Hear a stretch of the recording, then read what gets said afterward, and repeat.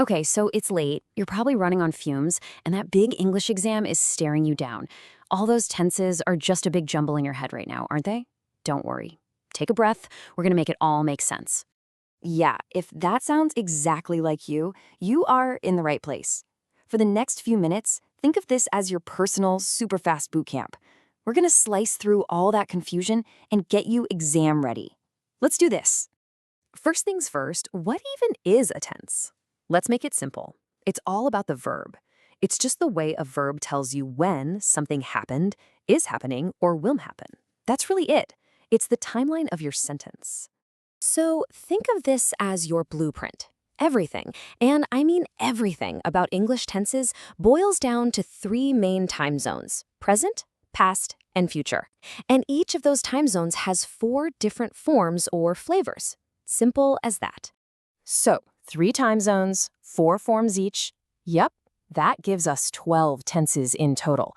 Now, don't let that number freak you out. Seriously, we're about to fly through the most important ones you need to know. First stop, the present tense. Let's lock this one down.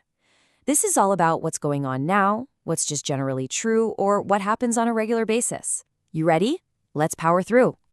All right, kicking it off with simple present. This is your bedrock. You use it for 2 key things: stuff that's always true, like facts, and for habits or routines. The formula couldn't be easier. Subject, verb, object. Nice and simple. And here's a perfect example of a habit. She goes to school regularly. The key word to spot here is regularly. It's a huge clue that this is a routine. That's your signal for simple present. The verb goes tells us it's a recurring thing. Next, present continuous. The only thing you need to remember here are the letters ing. If you see ing, your brain should immediately think happening right now. It's for an action that's literally in progress. You just pop in is, am, or are in front of that ing verb. I mean, this is probably you right this second. I am completing my notes at the moment. The action is happening as we speak. That phrase, at the moment, is a dead giveaway. See that, or right now, and you know it's present continuous. Okay, now for present perfect. This one's a bridge. It connects the past to the present.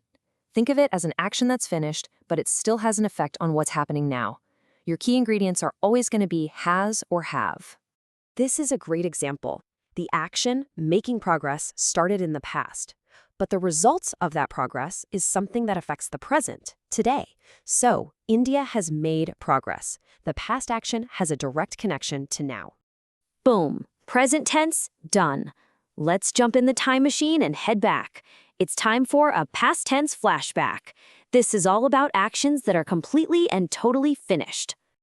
Simple past is for actions that are 100% done, over, in the history books. The key is that it happened at a specific, known time in the past.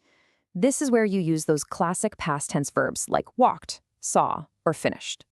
Check this out. She won the award. When did she win it? Last year. See? There is that specific time marker. The action is over and we know when it happened. That's your textbook simple past right there. And look who's back. Our old friend ing. This is the past continuous. It describes something that was happening over a period of time in the past, often before it got interrupted by something else. This time the helpers are was and were. So picture this. He was playing. The action was in progress. Maybe his phone rang, maybe he got called for dinner. The point is, for a stretch of time in the past, the playing was the ongoing action. All right, we're on the home stretch. Final time zone, the future. This is all about predictions, plans, and things that haven't happened yet. You're almost at the finish line. Let's nail this. Simple future is pretty much the most straightforward way to talk about what's coming up. Your magic words here are will or shall. It's just a direct statement about what's gonna happen. And you can't get much more direct than this. Ravi will play. It's a simple prediction. It's a clear statement about a future event. No fuss, no confusion. Okay, deep breath. We've just blasted through the main tenses. Now let's talk about what's maybe the most important part of this cram session: how not to get tripped up by the tricky questions on the exam. Okay, focus up because this is the #1 trap examiners love to use. Simple past versus present perfect. Look at the difference. I was a teacher. That's simple past. It means the job is over, done, that chapter of my life is closed. But I have been a teacher. That's present perfect. See how it feels different? It connects that past job to now. It suggests the experience is still relevant. Maybe I'm just on a break. That distinction is everything. And here is your cheat code for spotting present perfect. Seriously, burn these words into your memory.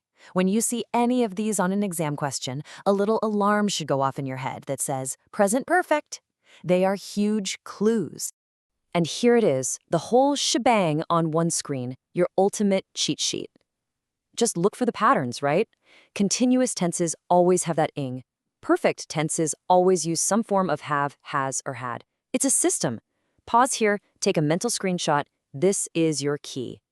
Okay, that's it. You did it. We crammed, we reviewed, you know the patterns, and you know the traps to avoid. Now close this down, maybe get an hour of sleep, and just walk into that exam tomorrow feeling confident. You've got this. Go ace it.